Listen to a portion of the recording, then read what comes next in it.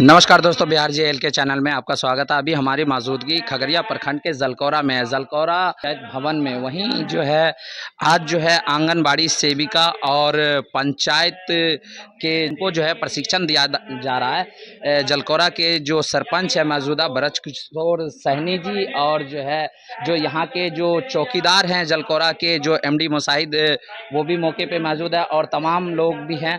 तो हम यहाँ के जो जलकौरा के जो सरपंच हैं ब्रजकिशोर सहनी जी, उनसे भी जानने की कोशिश करेंगे कि किस प्रकार से और किस चीज़ का जो है प्रशिक्षण दिया जा रहा है सेविका को, और जो है ग्राम जलकौरा पंचायत के जो सचिव हैं उनको जो ये प्रशिक्षण दिया जा रहा है किस चीज़ के लिए और किस किस प्रकार के कार्यों के लिए दिया जा रहा है।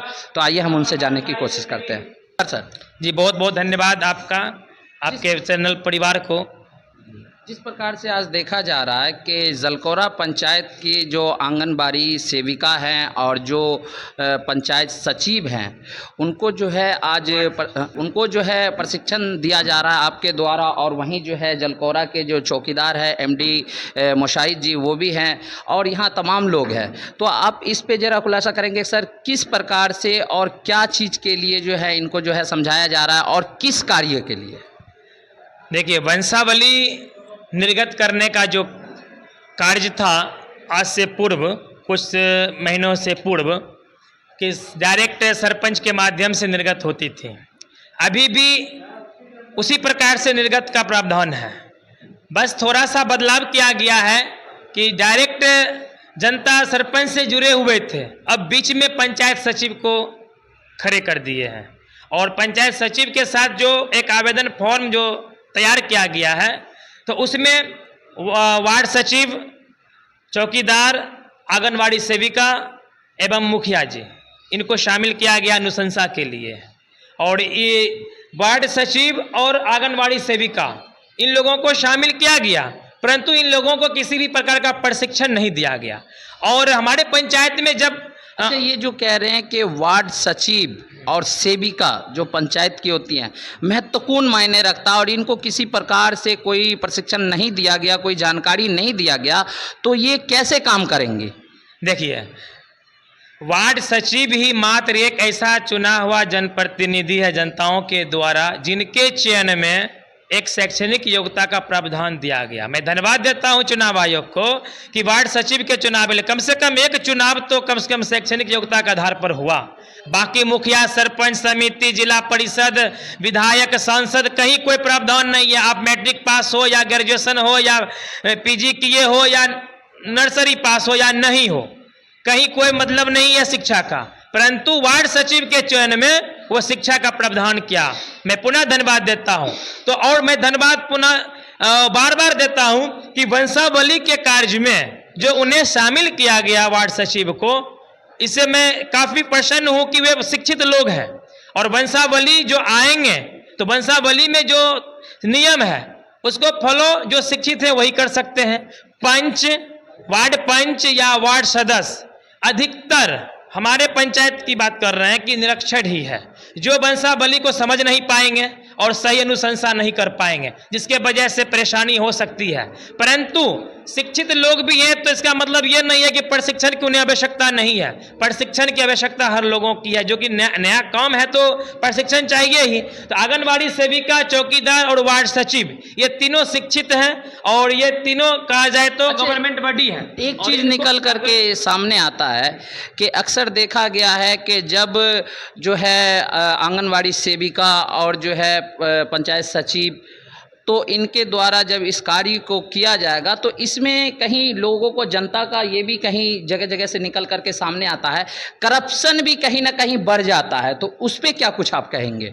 देखिए, इस पर तो हम नहीं बोल पाएंगे, इसलिए कि हमारे पंचायत में ऐसा अब तक कोई शिकायत नहीं आया है।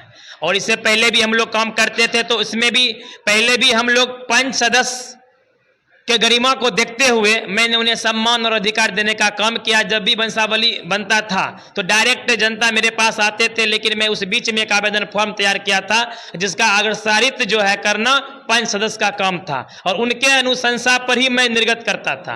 परंतु आज सिस्टम तैयार हो गया। मैं खुश हूं कि जो मैंने सोचा था, मैंने जो कर रहा था वैसा ही आज हो रहा है। परंतु उस बीच में आंगनबाड़ी केंद्र की सेविका और वार्ड सचिव चौकीदार को शामिल किया गया। मैं बहुत खुश हूं। बस ये लोग गवर्नमेंट बॉडी है और ये लोग नौकरी कर रहे हैं, इनका रोजगार है। यदि इन लोगों से कोई भी चूक हो जाती है वंशावली में तो कहीं ना कहीं जवाबदेह होंगे और इनके नौकरी पर खतरा हो सकता है। ये जो है ये वंशावली में किसी प्रकार से कोई डिफॉल्टर होते हैं तो इनका जवाबदारी है, लेकिन जिस प्रकार से देखा जा रहा है अभी बिहार के अंदर बिहार सरकार के द्वारा जो हर एक पंचायत में जो ज़मीन को लेकर के जो एक सर्वे किया जा रहा है उसमें भी वंशावली का एक महत्वपूर्ण जगह दिया गया है। तो ये वंशावली को लेकर के जो पब्लिक जो है, जो जमीन मालिक जो है वो वंशावली को लेकर, तो वहाँ जो है देखा जाता है कि बिचौलियों के द्वारा जो है एक करप्शन बीच में जो घुसता जा रहा है, उस पे आप कुछ बताएं। देखिए, सिस्टम तो तैयार किया गया है कि वंशावली सुरक्षित और बढ़िया तरीका सरलता से अच्छा से हो, इसके लिए सारे लोगों को शामिल किया गया है। अब करप्शन की बात करते हैं तो करप्शन का कोई आधार नहीं है। वो करप्शन करने वाले घूसखोर जो हैं, चाहे वो कोई जनप्रतिनिधि हो या जो कर्मी हो, उनके लिए कोई मतलब नहीं है। वो कहीं भी शुरुआत कर सकते हैं अपना किसी भी प्रकार के काम में वो अपना काम। लोगों का अगर शिकायत आएगा तो उस पे आप क्या कुछ कार्रवाई करेंगे? एकदम हम लोग अगर इस बीच में जो अनुशंसा के दौरान जो भी कर्मी है, जो भी जनप्रतिनिधि है, यदि इस प्रकार का शिकायत मेरे पास आता है तो जहां तक हो सके हमारे विभाग के माध्यम से, ग्राम कचहरी के माध्यम से कार्रवाई करने का मैं कभी पीछे नहीं हटूंगा, मैं करूंगा। क्योंकि मैं जनता के लिए हूं, जनता के द्वारा चुना हुआ प्रतिनिधि हूं और जनता के काम में किसी प्रकार का विघ्न ना हो, परेशानी ना हो, इसलिए मैं हमेशा तत्पर रहता हूं। और आज कोई विभाग के द्वारा यह प्रशिक्षण नहीं है, यह सिर्फ ग्राम कचहरी जलकौड़ा के नेतृत्व में, ये सिर्फ स्पेशल हमारे पंचायत में। और आपको आसपास के किसी भी पंचायत में ऐसा वार्ड सचिव और आंगनबाड़ी और चाहे चौकीदार, इन लोगों को प्रशिक्षण का कहीं कोई शिविर नहीं लगाया गया है। अच्छा सरपंच साहब, एक चीज़ जो निकल कर के सामने आता है कि अभी जलकौड़ा के आप मौजूदा सरपंच हैं और जो ये प्रशिक्षण का जो कार्य है, ये असल मायने में किनका होता है? क्या चीज़ का? वंशावली का नहीं, ये जो सेविका हैं और पंचायत सचिव है, इनको जो है अपना कार्य बताने के लिए नए चीज़ को, ये जो प्रशिक्षण जो दिया जाता है, ये जिला में ये किन के द्वारा दिया जाता है? खासकर इन लोगों का संचालन जो है बीपीआरओ, डीपीआरओ और कहा जाता है आंगनबाड़ी सेविका के लिए स्पेशल इनका भी विभाग है। तो इनके पास अगर, जबकि इस वंशावली में इन लोगों को शामिल किया गया है तो इन लोगों को कहीं से लेटर भी नहीं आया है। पूछ सकते हैं इन लोगों से, ना वार्ड सचिव को आया ना आंगनबाड़ी सेविका को आया। जबकि पंचायत का कार्य है और पंचायत के कार्य में शामिल किया जा रहा है, जबकि हर सप्ताह में एक बार हर जगह जांच आरंभ रहती है अलग अलग प्राधिकारियों के द्वारा। आंगनबाड़ी सेविका का, आंगनबाड़ी केंद्र का जांच लगभग हर सप्ताह में हर पंचायत में होता ही है। लेकिन जब इस काम में शामिल किया गया तो उनका ही दायित्व बनता है और पंचायत में तो खास। आपके कहने का मतलब है कहीं ना कहीं जिला अधिकारी जो हैं वो लापरवाही कर रहे हैं और अपने जो हैं जो आंगनबाड़ी सेविका है और जो वार्ड सचिव को जो है कहीं ना कहीं एक इग्नोर किया जा रहा है। आपके कहने का मतलब यही है ना? जी हाँ, इन लोगों को सिर्फ इग्नोर, इसलिए इग्नोर कर सकता है, इसलिए कि हाँ इग्नोर कर रहे हैं। और इन लोग को जानिए कि इनके गर्दन पर तलवार लटका रहे हैं। इनको कुछ बताया ही नहीं गया है, इनको जानकारियां ही नहीं है, ये साइन करने के लिए चले। आपको मालूम ही नहीं होगा कि आपको कार्य क्या करना है तो आप करेंगे क्या करेंगे। और वहां पर अगर नहीं करते हैं तो जो लोग आए उनसे आपको दुश्मनी हुआ। आप फिर अगर आप कर देते हैं, कहीं कमी रहा उसमें, तो फिर आपको दंडित किया जाता है। खतरे में रहेंगे। दंडित क्या, नौकरी चला जाएगा ना? वही दंडित किया जा रहा है, आपको नौकरी चला जाएगा, आपको कार्य से हटा दिया जाएगा। खास करके पंचायत सचिव जो होते हैं, मूल रूप से पंचायत सचिव जो होते हैं, उनके अंदर में बहुत सारे कर्मी काम करते हैं और उनके ऊपर बीपीआरओ साहब होते हैं, उनके ऊपर डीपीआरओ साहब होते हैं। अच्छा सर, जिस प्रकार से आज देखा जा रहा है कि आपके द्वारा इनको समझाया जा रहा है और काफ़ी महत्वपूर्ण तरीके से, अब जरा हमको वंशावली में कुछ शॉर्ट तरीके से बताएं जिससे कि है जो जनता जान सके कि किस प्रकार से अभी जो ज़मीन का जो सर्वे चल रहा है, और सर्वे में जो है काफ़ी लोग जो है ये वंशावली को लेकर के और आप लोगों से भी संपर्क करने की कोशिश करेंगे। तो कुछ आसानी तरीके बताइए जिससे कि जनता आपके पास सही तरीके से और पहुँच करके अपने कार्य को पूरा कर सके। देखिए, इसमें सबसे पहले वंशावली के लिए एक फॉर्म तैयार किया गया 6 पेज का है, और यह फॉर्म जो पहला इसमें नाम है, अपना एड्रेस देंगे, आपका वंशावली है तो आप उसमें आवेदक बनेंगे। वंशावली में बहुत जितना नाम है उस नाम में से कोई एक आदमी आवेदक बनेंगे, दूसरे व्यक्ति नहीं बन सकते हैं आवेदक। तो आप अपना एक व्यक्ति, इस वंशावली के कोई एक व्यक्ति आवेदक बनेंगे और आवेदक ये जो है फॉर्म फिलअप करेंगे, और इससे पहले शपथ पत्र तैयार करेंगे जो वंशावली आपका है। उस वंशावली का एक शपथ पत्र कोर्ट से आपको बनवाना है, वो बनवा लें। इस फॉर्म को लेंगे, इसमें भर के, इसमें भी एक प्रारूप दिया गया है, वंशावली बनाने का कॉलम है, इसमें वंशावली बना लेंगे। और बनाने के बाद आप इसे लेकर जाएंगे वार्ड सचिव के पास। इसमें कोई एज लिमिट वगैरह कुछ ऐसा? नहीं, इसमें आप वंशावली है, वंशावली में कोई उम्र का बंधन नहीं है। उसके बाद इस फॉर्म को लेकर आप गांव के 5 ऐसे लोगों के पास जाएंगे जिसका संबंध आपके परिवार से ना हो। आप अपने पड़ोस के लोग को लेंगे लेकिन आपके परिवार से वो टैली नहीं हो, तो उस वैसे 5 आदमी से दस्तखत करवाएंगे। उनका मोबाइल नंबर, उनका आधार नंबर रहेगा, उनका सिग्नेचर रहेगा। उसके बाद आप वार्ड सचिव के पास जाएंगे जिस वार्ड में आप हैं, और आंगनबाड़ी केंद्र आपके वार्ड के अंतर्गत कहाँ चल रहा है, आंगनबाड़ी सेविका के पास आप जाएंगे, वहाँ दस्तखत करवाएंगे। उसके बाद आप अपने गांव के चौकीदार से दस्तखत करवाएंगे, और उसके बाद मुखिया जी हैं उनसे दस्तखत करवाएंगे। और ये काम करने के बाद यह फॉर्म और शपथ पत्र आप पंचायत सचिव को दे देंगे। पंचायत सचिव आपको पंचायत भवन में मिलेंगे, पंचायत भवन में आप आएंगे और उन्हें देंगे, और उनका काम होगा कि अधिकतम समय सीमा 1 सप्ताह के अंदर वह अनुशंसा करके, जांच पड़ताल करके वो हमारे ग्राम कचहरी सचिव को देंगे। अच्छा, आपको नहीं लगता है कि जिला के अंदर जो है जो डीपीआरओ साहब है या एसडीपीओ साहब है या एसडीओ साहब है, उनके द्वारा कुछ ऐसे लोगों को कार्य पे रखना चाहिए जो डोर टू डोर जा करके या पंचायत टू पंचायत जा करके ऐसी चीज़ों को जानकारी देनी चाहिए? इसीलिए तो मैं वार्ड सचिव और आंगनबाड़ी केंद्र के सेविका जो उन लोगों को प्रशिक्षित किया हूँ ना, कि अगर इनके पास कोई आदमी पहुँच जाते हैं, चूँकि ये वार्ड में होते हैं, इनके आसपास के लोग होंगे, तो वो जब पहुंचेंगे तो ये बढ़िया से बता सकेंगे कि वंशावली बनाने के लिए क्या सिस्टम है, कैसे क्या करना है। तो आज सारे लोग जान गए हैं, सभी वार्ड में एक वार्ड सचिव है, एक आंगनबाड़ी सेविका है, तो इन लोगों के पास जाकर वो वंशावली की जानकारी ले सकते हैं आज से। चलिए, बहुत बहुत धन्यवाद।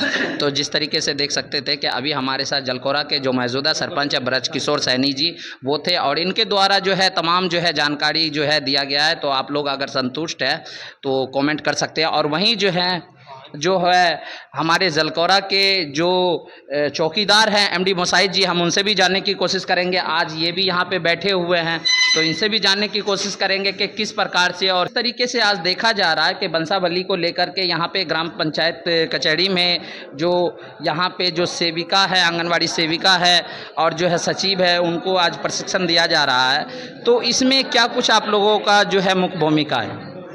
इसमें अनुशंसा करना है, जो पंचायत सचिव है, आंगनबाड़ी सेविका है, इसको अपने अपने वार्ड के हिसाब से अनुशंसा करना है, तहकीक करना है कि किसी तरह का किसी के भाई को, बहन को छांटा नहीं जाए, या किसी के बाप या दादा की दूसरी शादी हो तो उसमें उसकी दूसरी पत्नी, उसके औलाद को ना छांटा जाए। ये सब अनुशंसा करना है। हम जलगौरा स्तर से अनुशंसा करेंगे कि किसी तरह का कोई क्राइम ना हो, कोई सौतेला भाई को न छाड़ दे, अपनी सौतेली माँ को न छाड़ दे जो आवेदक है। तो इसमें इसका ध्यान देना है। तो आपके द्वारा इन्हीं चीज़ों को बारीकी तरीके से, तो इसमें तो आप लोगों का जो नज़दीकी जो थाना है गंगोर थाना, वहाँ से आप लोगों को जो है इंफॉर्मेशन दे करके और यहाँ पे आप लोगों को आज भेजा गया होगा। जी जी जी बिल्कुल। तो जिस प्रकार से देख सकते हैं यहाँ के जो जलकौरा के जो वार्ड सचिव हैं 14 नंबर वार्ड के, हम उनसे भी चिट्टू जी हैं, तो इनसे भी कुछ जानने की कोशिश करेंगे। नमस्कार सर। क्या नाम हुआ आपका? मेरा नाम चिंतामणि कुमार हुआ। चिंतामणि कुमार। आपके JN के चैनल को धन्यवाद देना चाहता हूं कि आज आप बहुमूल्य समय निकाल के हम लोगों के बीच आए हैं। आज 27/8/2024 को माननीय सरपंच साहब के अध्यक्षता में एक बैठक रखा गया, जिसके बीच हम लोग उपस्थित हुए हैं और हम लोगों को सरकार जो है एक जवाबदेही दिया है कि बंसावली में वार्ड सचिव का भी कुछ अपना कार्य होगा, जिसमें हम लोग सम्मिलित होकर प्रशिक्षण में भाग लिए और हम इनके मार्गदर्शन में जो भी मेरे 14 नंबर के जनता मालिक हैं उनके साथ हम खड़ा रहेंगे और उनका काम हम अपने मने बुद्धि विवेक से करेंगे, जो मेरा दायित्व है। बहुत बहुत धन्यवाद। बोलना मैं ये चाहती हूँ कि मैं बोलना ये चाहती हूँ कि सब चीज़ तो ठीक है, मगर ये है कि हम लोग पंचायत में मैंने वार्ड में रहते हैं, आंगनवाड़ी का काम करती हूँ, मगर हम लोग पब्लिक को तो लेकर के ही चलना है अपने इसमें। मगर मेरा ये कहना हो रहा है कि अगर कोई ऐसा चीज़ हो, कोई माने किसी चीज़ की प्रकार हो कि किसी का भी हम माने ये कर करके उसका सूचना माने ले करके उसके बाद हम ये करें तो उसमें तो कोई दिक्कत नहीं है। मगर एक दिक्कत ये आती है कि उनके जो परिवार का जो होता है, जैसे दादा परदादा का, उन लोग का तो पता लगाना तो खैर हम लोग से आसानी है, मगर थोड़ी सी के लिए मुश्किल पड़ रहा है। तो आपके कहने का मतलब है जैसे कि किसी के दादा परदादा का जिनकी मृत्यु हो चुकी है, उसकी जानकारी आप लोग कैसे हासिल करेंगे? ये हम लोग कैसे करें, ये बहुत ही महत्वपूर्ण सवाल है। तो मेरा कहना ये है कि उसी जानकारी लेने के वजह से हम लोग 24 घंटे माने रख सकते हैं, रख करके पता लगा सकते हैं। अगर पता नहीं लगे, अगर कोई ऐसा होता है व्यक्ति की नहीं बताता है, तो उसमें हम लोग क्या कर सकते हैं? ये बहुत ही महत्वपूर्ण सवाल है और इनका कहना है क्या किस पद पे है आप? हम लोग आंगनवाड़ी सेविका से। आंगनवाड़ी सेविका का कहना है कि अगर हमें जो प्रशिक्षण दिया गया है, अगर जो किसी के दादा या परदादा जिनकी मृत्यु हो चुकी है, अगर कोई व्यक्ति जो है सही प्रकार से जानकारी अगर नहीं देता है तो हम उसकी जानकारी कैसे हासिल करें? यही तो असल महत्वपूर्ण चीज़ है। जो पूर्वज की चीज़ों, जो पूर्वज है उनकी जानकारी हम कैसे हासिल करें, तो इनसे भी इन चीज़ों पे भी जो है इसकी जिम्मेवारी इनका। हाँ जी बोलिए, क्या नाम हो आपका? अरे मेरा नाम रेखा कुमारी हुआ। रेखा कुमारी जी, किस पद पे कार्य हैं आप? मैं आंगनवाड़ी सेविका हूँ। आंगनवाड़ी सेविका हैं आप, क्या कहना है आपका? वही सब तो अभी सरपंच साहब बतेबे किए हैं। हम लोग को तो कहीं जगह से पहले प्रशिक्षण नहीं मिला, मेरा खुद ऑफिस से नहीं मिला, जो मेरा बाल विकास परियोजना वहाँ से सूचना भी नहीं मिला। डायरेक्ट मेरा सरपंच द्वारा अभी आज सूचना हुआ है, मतलब कल सूचना गया था, आज हम लोग प्रेजेंट हुए सब सेविका। पहला नंबर हम लोग को तो खुद जिम्मेवारी इतना क्षेत्र का दिया है कि सब समाज को खुद पता है। दूसरा नंबर में एगो और आ गया बंसावली। अभी जो आप कहना चाह रही थी कि जैसे कि किसी के दादा परदादा का मृत्यु हो चुका है। हाँ जी, हाँ, अभी एगो सूचना, अभी एगो बंसावली के बारे में आ गए, बोलते हैं आंगनबाड़ी को सिग्नेचर लगेगा। ठीक है, हम लोग करने के लिए सक्षम है, क्या कि हम लोग क्षेत्र में काम ही करते हैं। अब जो एगो सवाल हम लोग को मन में उठा कि हम लोग जो पूर्व जन्म वाला को हम पहचानवे नहीं करेंगे, तो हम वो फॉर्मेट पर कैसे पहचानेंगे कि ये इसका दादा है कि परदादा है कि कौन है? ये तो हमको मालूम ना, इसके जिम्मेवारी कौन होते हैं, इसका जिम्मेवारी आप लोग लीजिए। हम लोग तो सिग्नेचर करवे नहीं करेंगे, पर हम तो पहचानवे नहीं करेंगे कौन किसका नाम है। पूर्व जन्म वाला वंशावली पर कैसे हम लोग सिग्नेचर करेंगे? हम लोग को ये सब समाधान कर दीजिए। वो अपने डॉक्यूमेंट्स लेके आएंगे, डॉक्यूमेंट से आप उनका जो है शेड्यूल चेक करेंगे, उनका खतियान चेक करेंगे, कोई जो डॉक्यूमेंट देंगे उस हिसाब से जानकारी आप लोग हासिल कीजिए। हाँ, एगो ये चीज़ हुआ ना, जो हम उसका पूरा डॉक्यूमेंट डिटेल लेंगे तब जाकर हम लोग करेंगे। कहे कि दबाव उतना लाभार्थी ना दे, दबाव लाभार्थी ना दे, तो ये आप लोगों का कहना है। तो ये कहीं ना कहीं आप लोग एक रास्ता भी तलाश कर रहे हैं, बच के निकलने का रास्ता तलाश कर रहे हैं कि मतलब लाभार्थी जो है वो जो है हमको पूरी आईडी देगा तभी हम उस पर साइन करेंगे, अन्यथा नहीं करेंगे। तो जिस प्रकार से